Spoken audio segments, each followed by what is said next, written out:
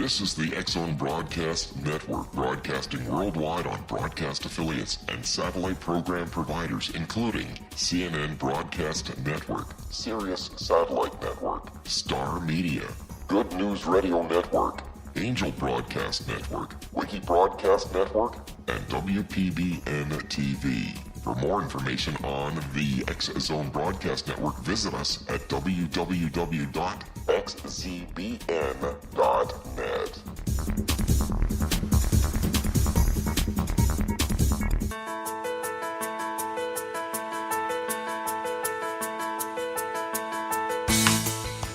Hi, curious minds out there in our ever-expanding radio land. Welcome to CC with BB, Connecting with Coincidence with Dr. Bernie Beitman, MD. This is the only radio show in the world dedicated to the study of coincidences, synchronicity, and serendipity. We are coming to you through the X-Zone Broadcast Network, located in Hamilton, Ontario, Canada, and broadcasting all over the world. I am a psychiatrist. I am building on the work of psychiatrist Carl Jung by making synchronicity awareness more practical, using his theoretical basis for some of my ideas. Meaningful coincidences can provide a new path for spiritual development. This is a new idea that I'm trying to be able to describe and carry out and demonstrate to people trying to listen. There's something about synchronicities and spiritual development that are highly connected. Synchronicities or meaningful coincidences involve the individual mind and the surroundings. Like meditation, synchronicity awareness brings us to recognize the interconnectedness of all things. Synchronicity adds details about the relationship of the individual to that unity. Synchronicity offers clues to how that unity might work. For example, coincidences may represent signals from another intelligence calling our attention to that intelligence existence. I believe that our minds function in our mental atmosphere, the psychosphere as I call it. Just as we breathe in oxygen and breathe out carbon dioxide, we also inspire energy information and send out energy information. The scaffolding of the psychosphere is being strengthened by the rapid development of the internet. The scaffolding provides support for our psi abilities, telepathic, clairvoyance, precognition, psychokinesis, and what I call human GPS, and as our guest might know as PMIR, psi-mediated instrumental responses.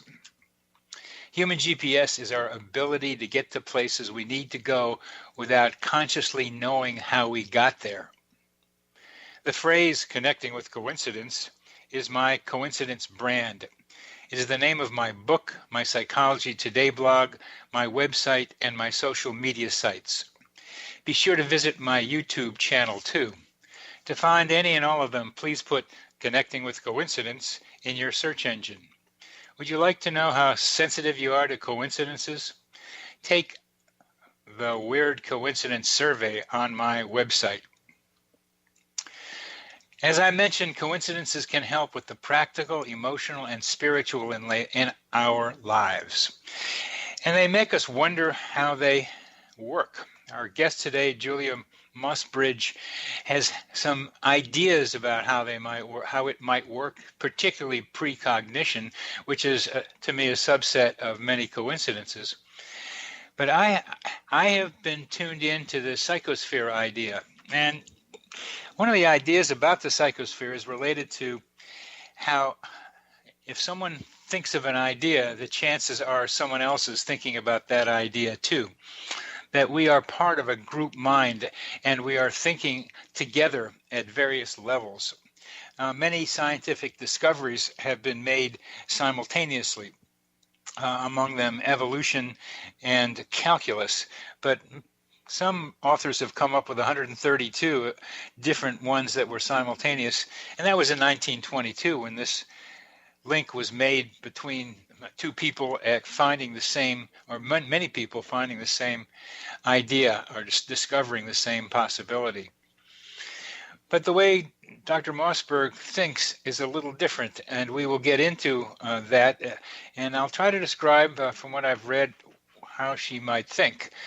Part of the reason is maybe that we don't have a good idea about how telepathy and precognition work is because we may be looking in the wrong place. Telepathy may not be about transmitting messages. There may not be technically a sender or receiver, which is still my old-fashioned way of thinking about it, because precognition may exist outside of time in that non-local soup where all our consciousnesses are connected. Dr. Mossberg is of the IONS Institute of Noetic Sciences and published a cutting-edge textbook called Transcendent Mind, Rethinking the Science of Consciousness. And amazingly, it was published by the American Psychological Association, which suggests that the mainstream media are getting a little more interested in these ideas. I was pleased to see an article in the Wall Street Journal a couple of days ago that it was about coincidences, included a lot of my ideas in it. At a conference, Dr. Mossbridge acknowledged that scientists are starting to reach the same conclusion as Vedic meditators did over 4,000 years ago. It's the same thing, perhaps, that all meditators who experience non-dual states of awareness or cosmic consciousness already know without a need for data. It concerns the nature of non-local awareness, non-conscious, non-dual, real mind ideas. We will come to our fascinating discussion with Dr. Mossbridge in our next segment. We'll be back after a short break.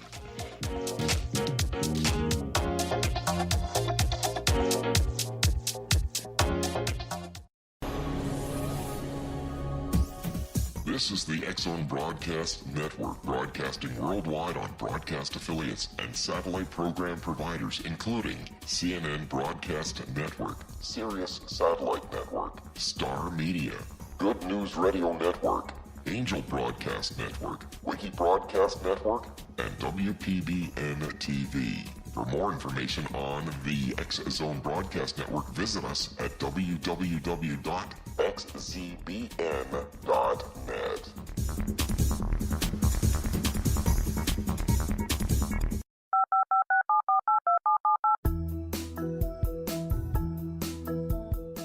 Did you know that when you're on the road with limited data or Wi-Fi, you can still listen to the X-Zone Radio Show with Rob McConnell, The Science of Magic with Gwilda Wiyaka, X-1, Dimension X, Space Patrol, and every minute of the X-Zone Broadcast Network by calling 213-401-0080, courtesy of Audio Now. No smartphone, app, or internet needed. It saves your data plan, and it's free if you have unlimited minutes. Call 213-401-0080 to listen on any phone, anytime, anywhere. Remember 213-401-0080 for the best of the paranormal, parapsychology, and sci-fi radio programming anywhere, 24/7, 365.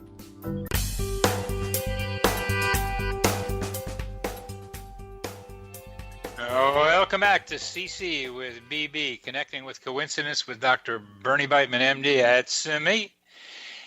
Our guest today is Dr. Julia Mossbridge.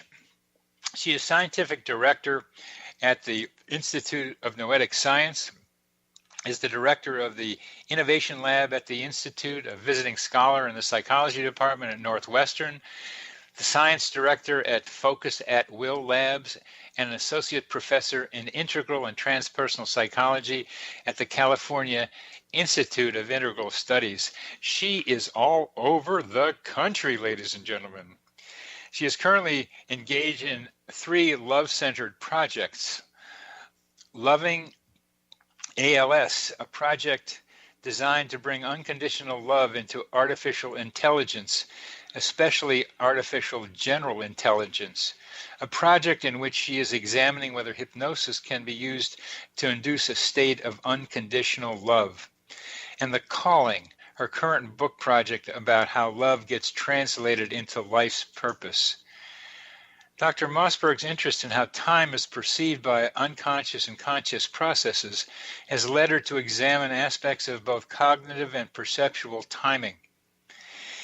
These are amazing projects, and I'm particularly interested in love because part of the group I'm with here at the Division of Perceptual Studies in Charlottesville, Virginia, and many other discussants about consciousness don't emphasize love enough. And Julia, I admire and applaud your desire and need and focus on bringing love into the study of consciousness. Welcome to our program. Thank you so much, Dr. Beitman. I'm delighted to be here. Well, tell us about love and what you're doing to make love more a part of various things. Sure. So I originally started out with an interest only in time. And I wanted to, since I was a child, I wanted to understand time and precognition because I had so many dreams that were specifically related to future events that had stunned me and made me realize that it's possible that time doesn't work the way that we sort of generally think it works. And then lately, I've had the experience, and it just occurs to me now, of course, that it was a total synchronicity. But I had the experience of some donors at the Institute of Noetic Sciences coming up to me and talking to me about love. And I talked with them passionately about love, and I realized how important. I never thought it could be studied before. I thought that was sort of an interest that I had on the side of my science.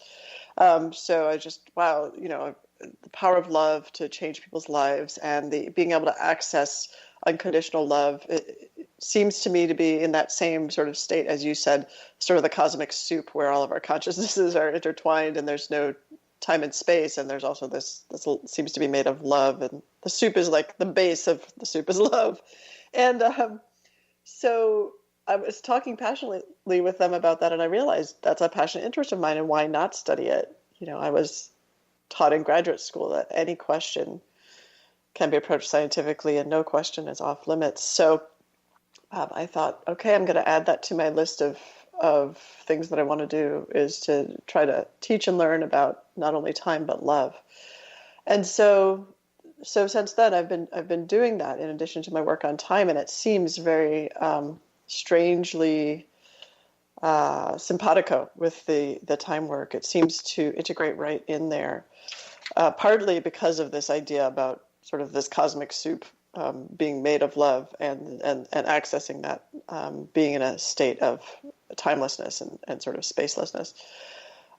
So that evolved into several projects, and they were funded by these donors who call themselves the Hummingbird Fund.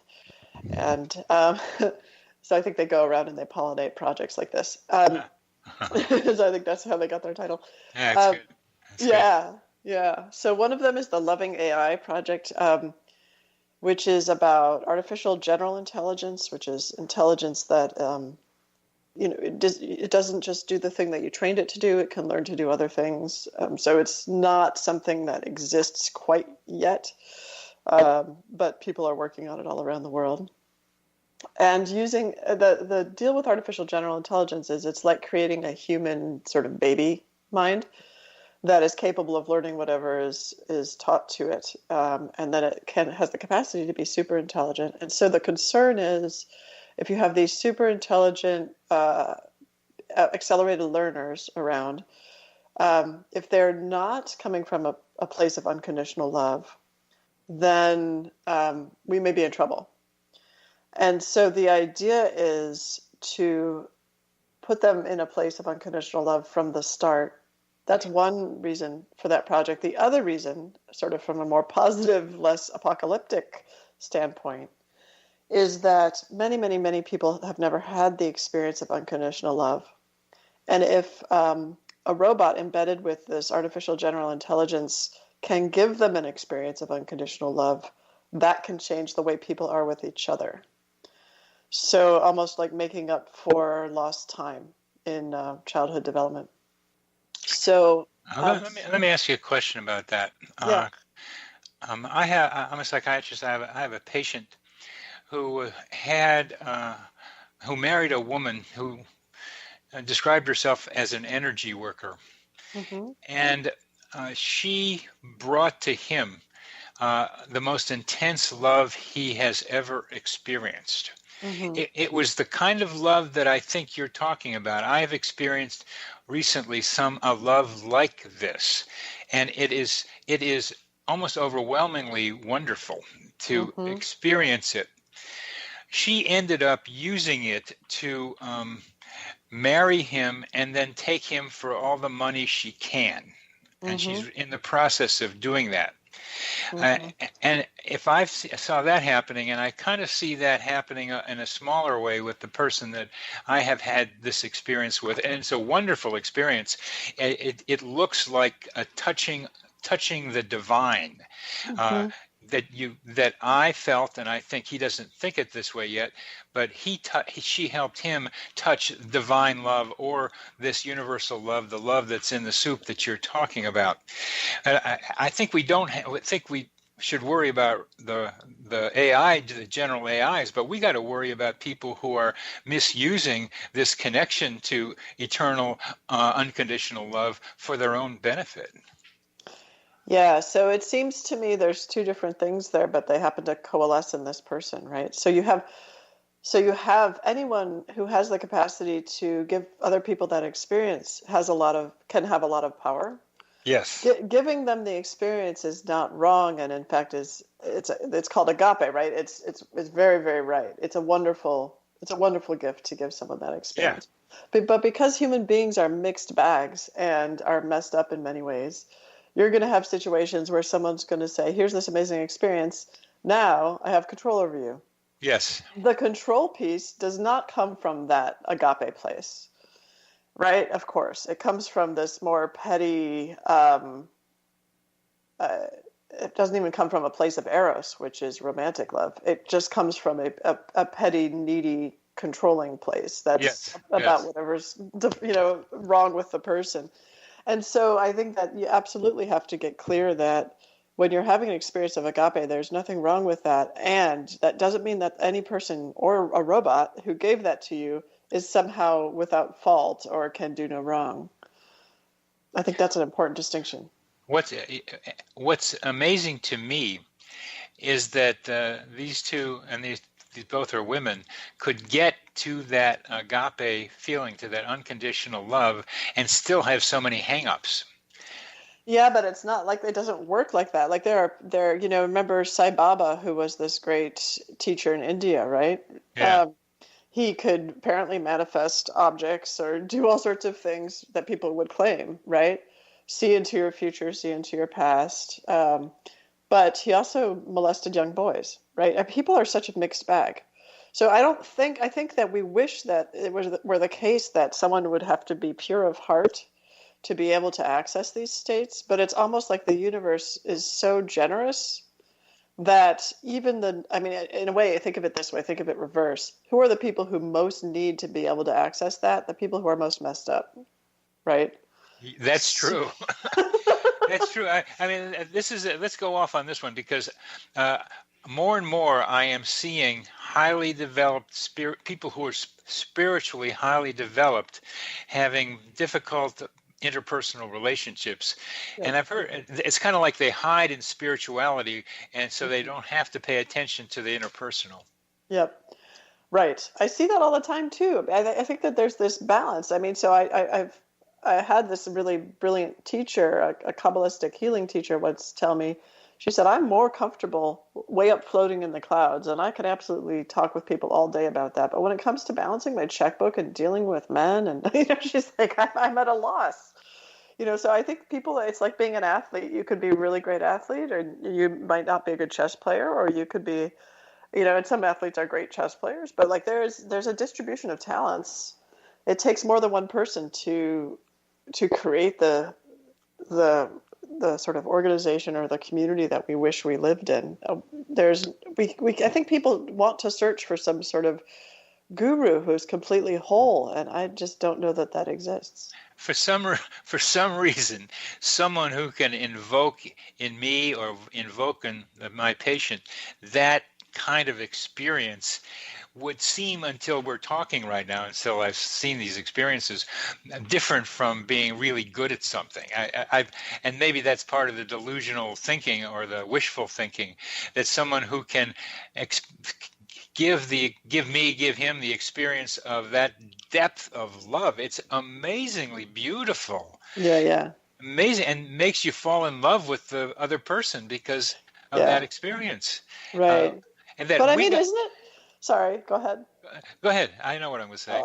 Oh, okay. I was just got excited about that idea because it just occurred to me, isn't that so much what we do with our mothers? Like, my God, they must be perfect because look at the feelings of love that overwhelm us with them, right? And then when they're not perfect, we're like, oh, God, help us.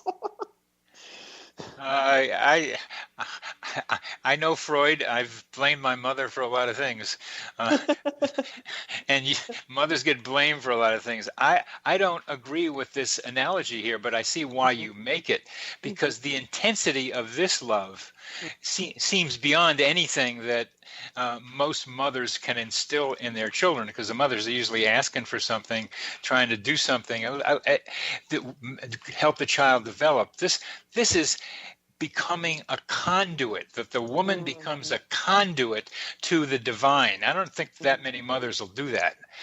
Maybe they do. I think they might do at infancy. I think they might do that at infancy.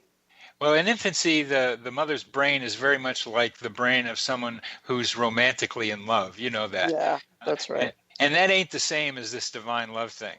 That's true. That's more eros. Yeah. Yeah. This is something really wonderful. But what I think we got to do is warn people about this. Yeah. Just because if people could think of it more like an athletic talent, like just because someone can run fast doesn't mean they're a great opera singer. Just because someone can bring this feeling to you does not mean that they're pure of heart. Now, it's a skill.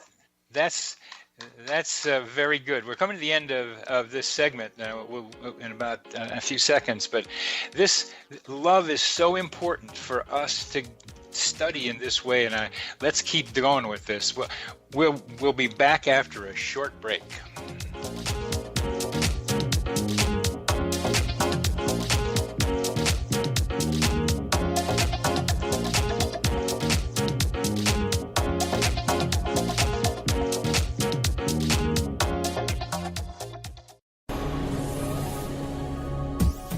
This is the X-Zone Broadcast Network, broadcasting worldwide on broadcast affiliates and satellite program providers, including CNN Broadcast Network, Sirius Satellite Network, Star Media, Good News Radio Network, Angel Broadcast Network, Wiki Broadcast Network, and WPBN TV. For more information on the X-Zone Broadcast Network, visit us at www.xzbn.net.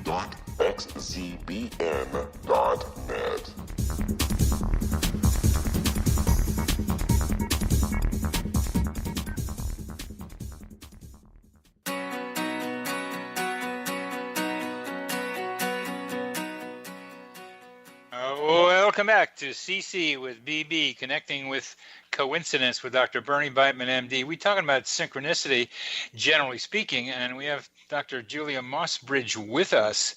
And Julia, a lot of times when I'm doing these programs, what's going on in my life is a kind of fodder for the discussion, and it certainly is right now. And I'm just delighted to talk with you about this.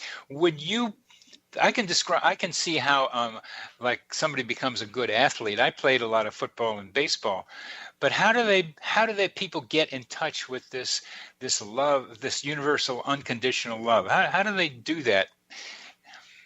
Right. Right.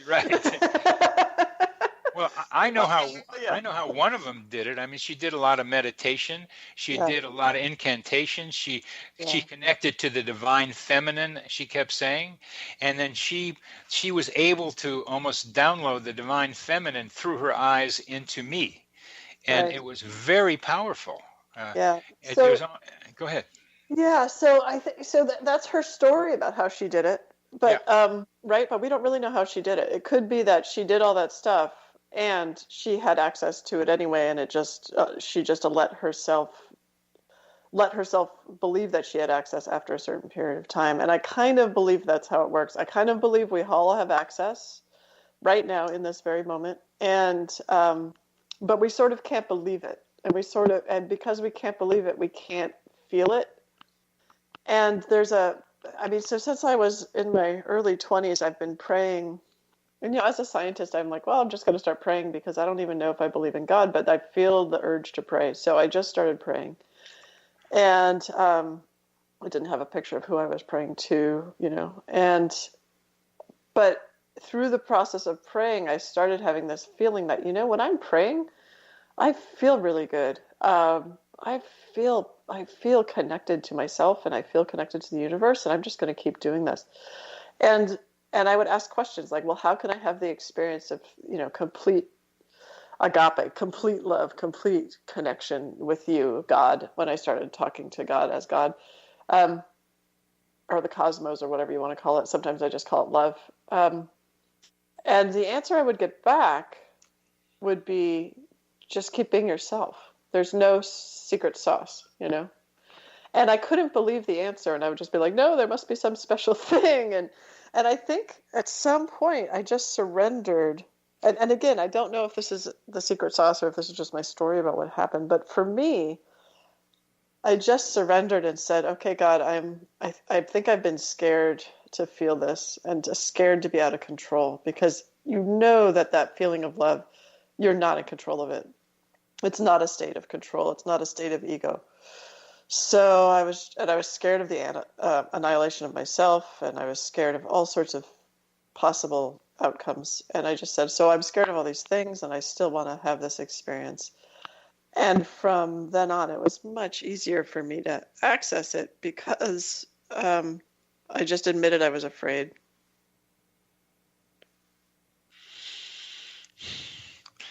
When you say just being yourself, how does that relate to not having to be afraid? Well, because I think it's a sort of a little Sphinx riddle, right? Part of being myself was a person who was in an evolutionary path where I was going to learn how to surrender and not be afraid. Mm-hmm. So the answer to the question of how to do this is like, keep on doing the thing that's your development. Keep on doing the thing that's who you are over time. That's doing. What about thinking? What about feeling? But it was a trick. See, it wasn't doing. Basically, the answer was be yourself, which is not a doing, right? Yeah, right. Right. So my question was a doing. What should I do to get this? And the answer was a being. Be yourself. And I was like, wait, that's not a doing. Exactly. I had that response. So what I hear from you is the being is not being afraid. Yeah, but I don't think you can even make yourself not be afraid. I think you almost have to pray for that too. In other words, the whole thing is out of your control. Like, we want it to be that if I take this pill or flip this switch, then I get this thing, because then we're still a little bit in control, even if the thing that you get is a feeling of surrender and being out of control. But I think it's really more like I had to pray for that too. Like, I'm afraid, and I'm praying that fear will be lifted so that I can experience this. And at some point it was. And it was real subtle, and it was real gradual, and it wasn't scary in any way. But it's not there now, for the most part. And so what's your life like now that you have surrendered? It's really smooth. It's really smooth. People talk about peace of mind. I was in several 12-step groups for various things, and people would talk about having a feeling of serenity or peace of mind, and I would just be like, what are you talking about? I have no idea. And now I have an idea. Now I really get it. Is just like I'm taken care of.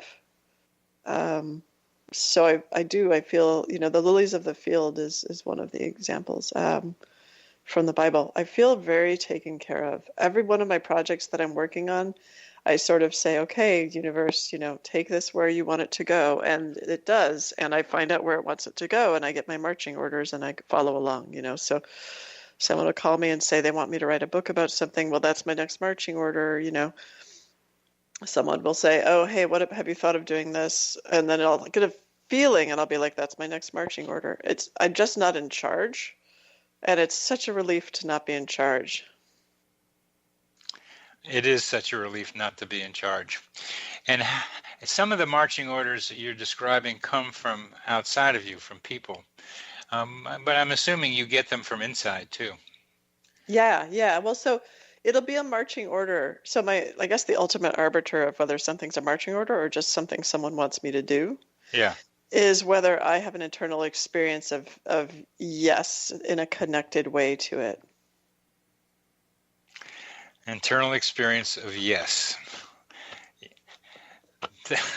How about when you get the intuitive marching order? It comes from inside, not from outside. Yeah. I guess you still can do the same thing. Internal experience of yes. Yeah, because there's some of them that are just me making up ideas that, to satisfy my ego or whatever. Yes. My kid will think I'm cool if I do this project or whatever. You know what I mean? So I have to have that internal experience of yes, where it feels like it's coming from not me, or it feels like it's not coming from my ego. Suzanne Cloris gave a great example of that around her pregnancy. I can't repeat the whole thing, but it was, again, her ego wanting it to be something that it wasn't. Yeah. And she found it out. Then she could, that trick of the ego to make up something and have you believe it's an intuitive message coming from beyond is difficult to separate out.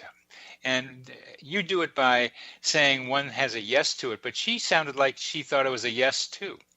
You can make up the yes, it looks like.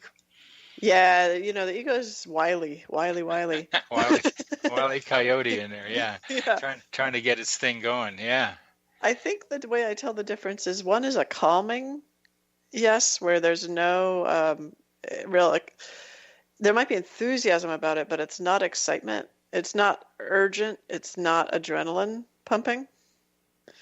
And then the other one, the ego's one, is sort of, oh yeah, this would be great, adrenaline pumping, that kind of yes. I know what you mean. Yeah. I hope our listeners can figure out what we mean by this too.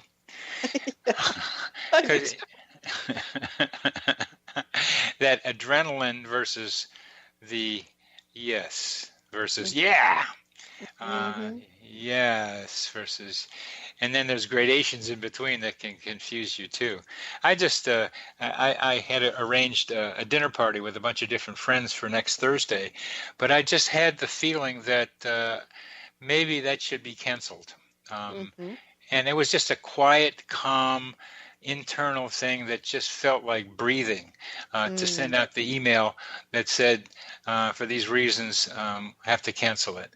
And it was so nice and smooth. And I think that's the experience you're describing when you make decisions that are based on something that's not your ego.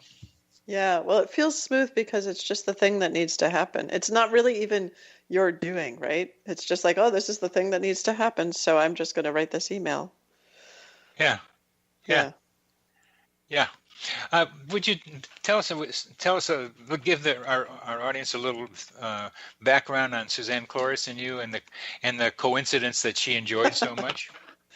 Yeah. Suzanne is this really brilliant writer who brings her own personal experience into everything she writes about the paranormal and extraordinary experience.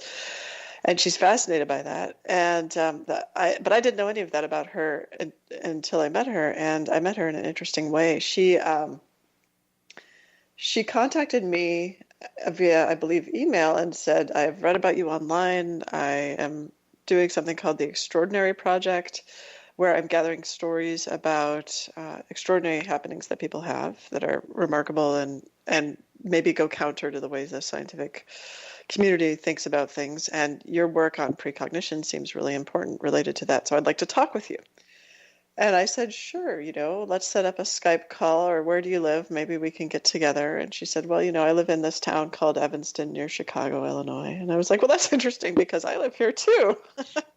And she said, no way, where do you live? And I told her, and it turns out we lived, 5 blocks away from each other. Yeah.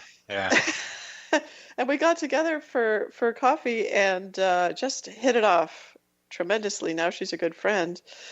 And I consult with her on some of her writing projects. You know, if she needs information about precognition or psi or paranormal stuff. And it became a remarkable friendship and a great collaboration. And all through just her willingness to email this strange person who could have lived anywhere in the world. How do you explain it in your ways, or don't you? Yeah, I sort of say. So on the one hand, I say, if you believe in coincidence, so if you believe, I guess I don't totally understand the idea of coincidence. Coincidence is a fig leaf for stuff that we're talking about. It's right. It sometimes things just are coincidences, which mean they just happen and there's nothing to look behind them. But a lot more of them suggest underlying explanations, underlying uses that if we pay attention to them.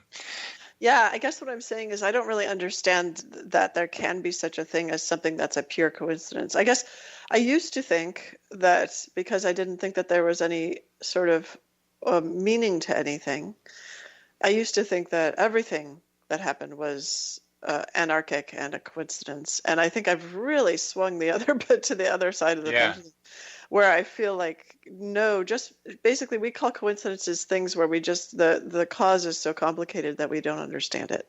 Oh, that's good. So you've gotten to realizing that we live in a bunch of symbols that are trying to tell us something about what's going on with ourselves.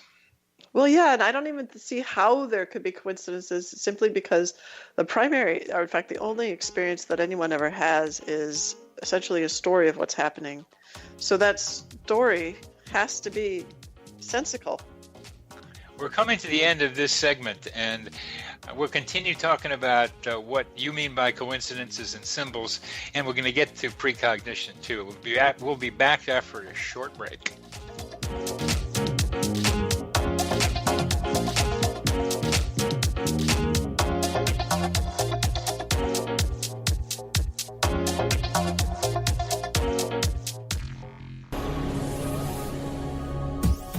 This is the X-Zone Broadcast Network, broadcasting worldwide on broadcast affiliates and satellite program providers, including CNN Broadcast Network, Sirius Satellite Network, Star Media, Good News Radio Network, Angel Broadcast Network, Wiki Broadcast Network, and WPBN TV. For more information on the X-Zone Broadcast Network, visit us at www.xzbn.net.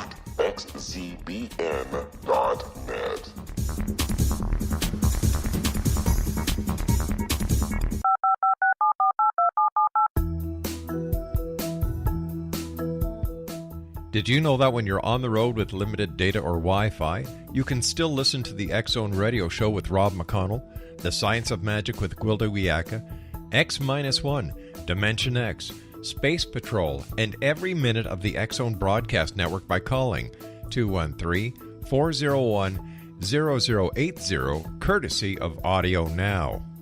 No smartphone, app, or internet needed. It saves your data plan, and it's free if you have unlimited minutes. Call 213-401-0080 to listen on any phone, anytime, anywhere. Remember 213-401-0080 for the best of the paranormal, parapsychology, and sci-fi radio programming anywhere, 24/7, 365.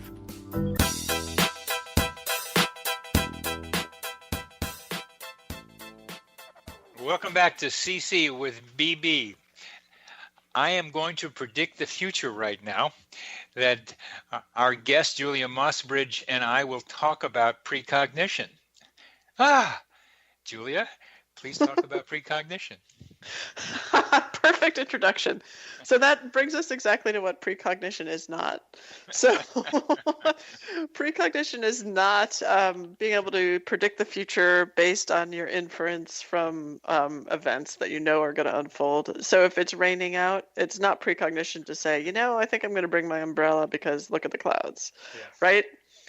So precognition is more about what we don't know. So you wake up in the morning and you were planning to go to work. You normally go to work on Thursdays, but on this particular Thursday, you just feel that you want to stay home. And maybe you listen to it and maybe you don't. But if you're one of the folks who were working in the 9/11 in the Twin Towers on 9/11, a good portion of them stayed home without necessarily knowing why. That's the kind of precognition where you're not necessarily aware of why you're having an experience, but you have a very compelling experience that changes your life. Then there's other types of precognition where you're aware. Some people, for instance, speaking of 9/11, had dreams of the towers. My sister, who's an artist, drew pictures several weeks before the event of the towers in flames with a picture of some men in turbans, and didn't know why she drew that. So that's a kind of precognition where you're more conscious of what is going on. And then there's precognition where your body just, your physiological signals, you could pick up physiological signals that are related to future events that you're not conscious of, but those physiological signals sort of drive what you do. And how do you think that works? Yeah, so we're at the stage of precognition where we're still trying to convince people, as the scientists who study this, and maybe there's 12 folks around the world who study this, we're still trying to convince people that this is something we actually see in the data, and there are plenty of people who think that, we're fraudulent or we're making it up. So there's a fight that's going on sort of on the academic stage about that right now. I have an idea that I think would possibly help getting belief about precognition. When I study coincidences, because most people have at least a few, and some people have a lot of them. And buried within coincidences, if you look at them, are things like precognition. And rather than trying to convince scientists who hold fixed belief about the way the world works, and just using data to do that, I mean, Dean Radin has, among others, has gotten so much data about telepathy, but it's still, and psychokinesis, but the data doesn't convince the rigid belief system of people, but the people out there in the world, I am finding more and more have coincidences that include precognition. And if we can support their belief, which is what I'm trying to do, if we can say there is something more going on because you are experiencing this something that lots of other people are also experiencing, that means synchronicity becomes a kind of wedge to be able to get people talking about it, not just scientists. What do you think of that? Oh, I think that's right on. I mean, I think that's why I do these kind of shows, and that's why I'm writing a book called The Premonition Code that'll be a mainstream a lay audience book about precognition. I do think the best way is to basically talk to people who weren't raised up in the view that they understand how everything works. Yes. It ends up not. It's funny because scientists are supposed to be exploring how things work, but to get there, we get a lot of fixed beliefs about how things work. It's unfortunate. But I do have some ideas about how it could work. Yes. And so I'm happy to sort of speculate, and just as long as it's clear that here are some ideas, take them or leave them. I can't validate any of them. Before we go ahead with it, what is a theory, but some story made up by some smart person who sees something over there around the hill and tries to describe it? And sometimes people go around the hill and they see it, and sometimes they don't. So you're in the midst of this. So I'd ask you to not be so tentative about what you're saying. Okay, good. It's true. It's true that I see things around the hill, and I do try to describe them. I'll just say that it's a faraway hill, so it might be a little fuzzy. Okay, fuzz away there, Julia. Fuzz away. I'll fuzz away.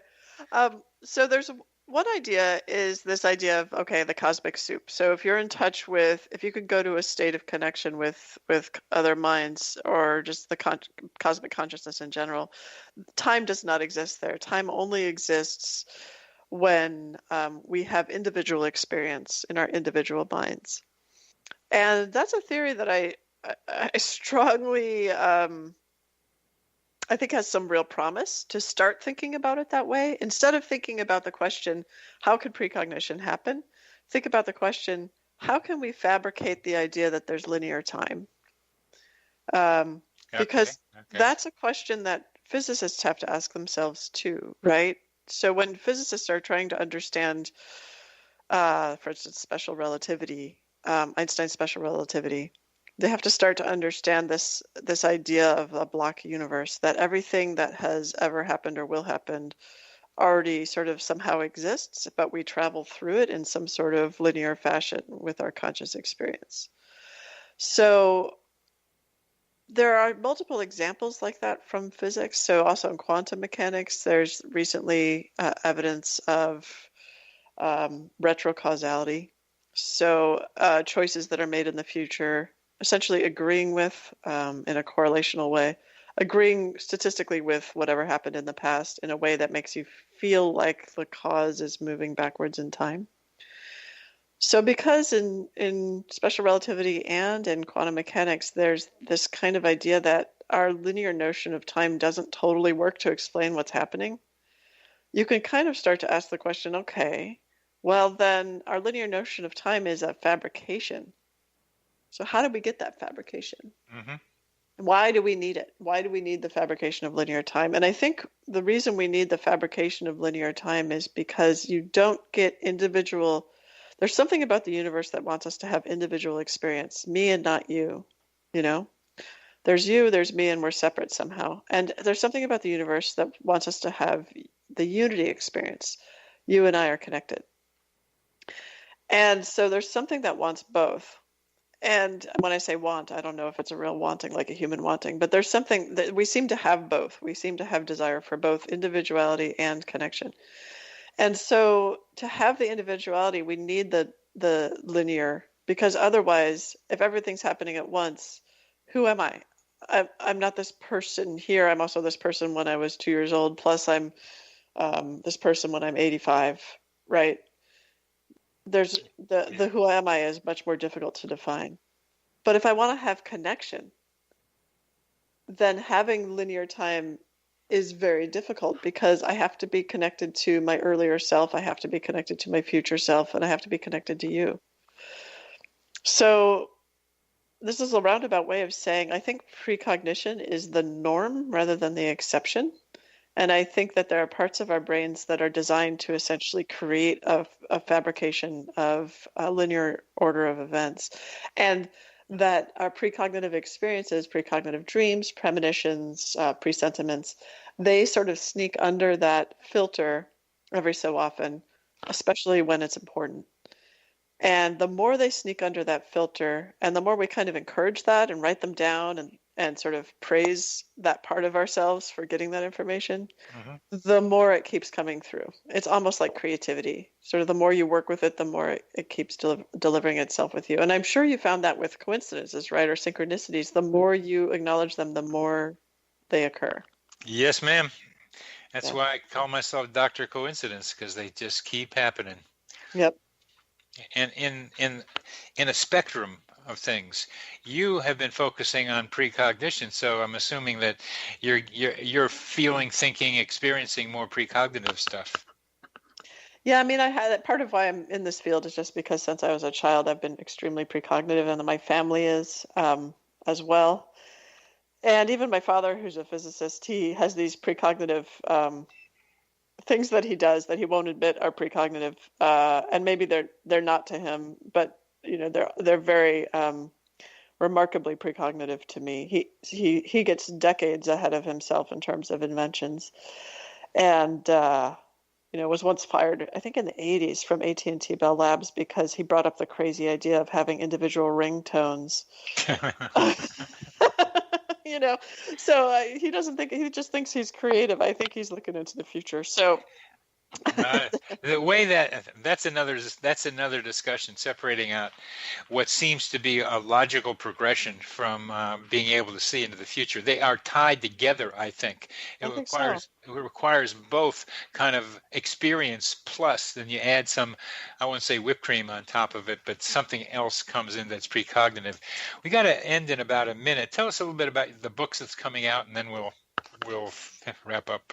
Okay, cool. It's called the Premonition Code. It won't be out until the fall of next year, so October 2018, and it'll be Penguin in the US and Watkins Media in the UK.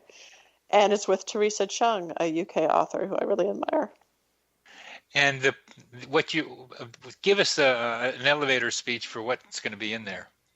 Oh, it's all about the science behind premonitions, precognitions, a bunch of amazing stories about precognitions, premonitions from scientists who've had them. There'll be a discussion about how you can have them in your life and develop them and use them for to your benefit to help you out. Well, you've helped me out with our discussion of unconditional divine love, and thank you very, very much. And my patient, I'm going to send him this interview. It's going to help him too. So thank you, Julia Mossbridge, for being on our show. Well, thank you so much, Dr. Putman.